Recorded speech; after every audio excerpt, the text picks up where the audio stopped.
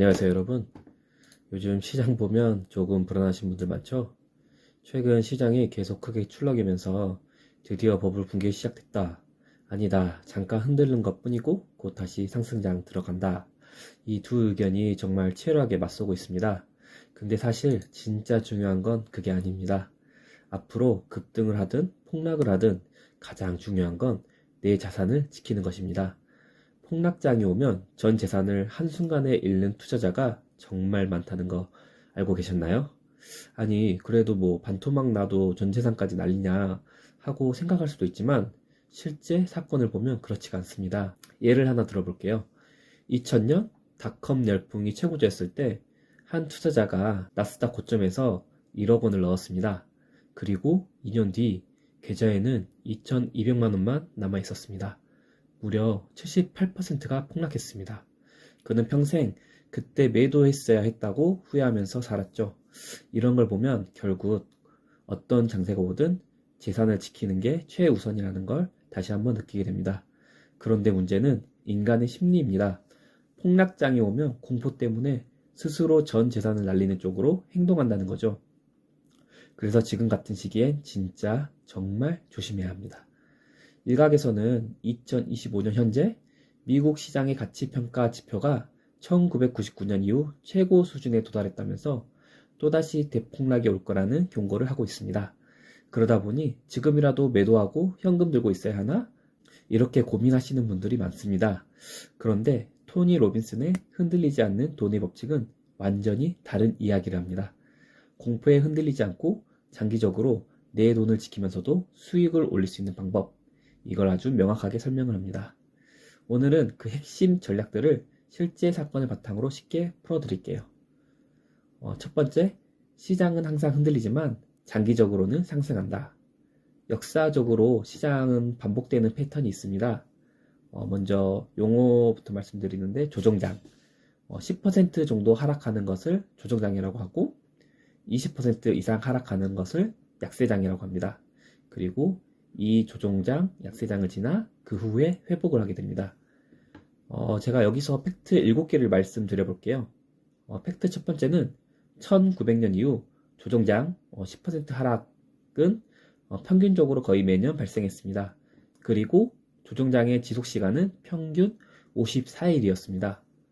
그러니까 10%가 떨어졌다고 전혀 흔들릴 필요가 없다는 거죠. 매년 오는 거니까요. 팩트 두 번째.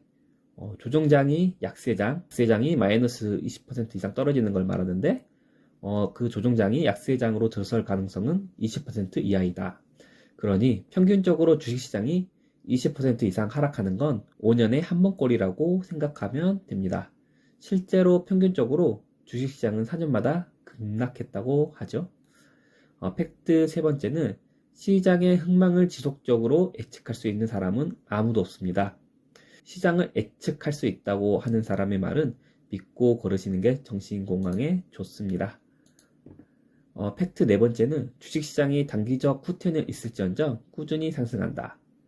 팩트 다섯 번째는 약세장은 역사적으로 3에서 5년마다 발생했다.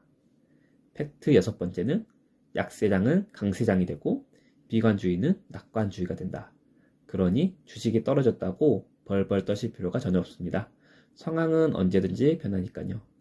팩트 일곱 번째는 가장 위험한 행동은 시장에 참여하지 않는다는 것입니다. 그러니 여러분, 괜히 주식에 투자했다고 손해만 봤다고 절대 주식시장을 떠나시면 안 됩니다.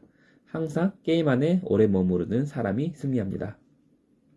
IT 버블, 금융위기, 코로나19까지 주식시장이 모두 무너지는 듯 보였지만 결국은 이전보다 더 높은 곳으로 갔습니다.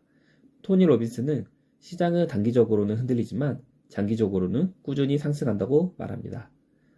두 번째, 시장 예측 말고 내가 통제할 수 있는 일에 집중하기. 투자자 승패의 결정적인 차이는 내가 통제할 수 있는 것에 집중하느냐 아니면 통제 불가능한 시장 예측에 휘둘리냐에 달려 있습니다. 2008년 금융위기 때 기억하시죠? 많은 투자자들이 공포에 질려서 주식을 대거 매도했습니다. 은행이 망하고 금융기관이 무너지는 뉴스가 계속 나오니까요. 반면에 패시브 인덱스 펀드, 시장 지수를 따라가는 ETF 같은 경우에는 꾸준히 투자하던 사람들은 폭락 후에도 그냥 평소대로 투자했습니다. 결과는 어떻게 됐을까요? 위기 후 모두 회복하고 오히려 큰 상승을 누렸습니다. 토니 로빈슨은 이렇게 말합니다. 시장 예측은 통제할 수 없다. 그러니 통제 가능한 일에 집중하라. 우리가 통제할 수 있는 건 이런 것들이죠. 먼저 수수료 낮은 펀드 또는 ETF를 선택하는 것, 자산 배분, 세금 관리, 주식 투자를 해도 절세 계좌를 이용하거나 잦은 매매를 피해야 합니다. 투자 원칙을 지키는 태도. 이런 것들이 오히려 인생 수익률을 결정합니다. 세 번째는 폭락장은 끝이 아니라 오히려 기회다. 2020년 코로나19 기억하시죠? 2월부터 3월까지 S&P 500이 30% 가까이 폭락했습니다. 그때 대부분의 액티브 펀드 투자자들은 이제 끝났다며 매도했어요.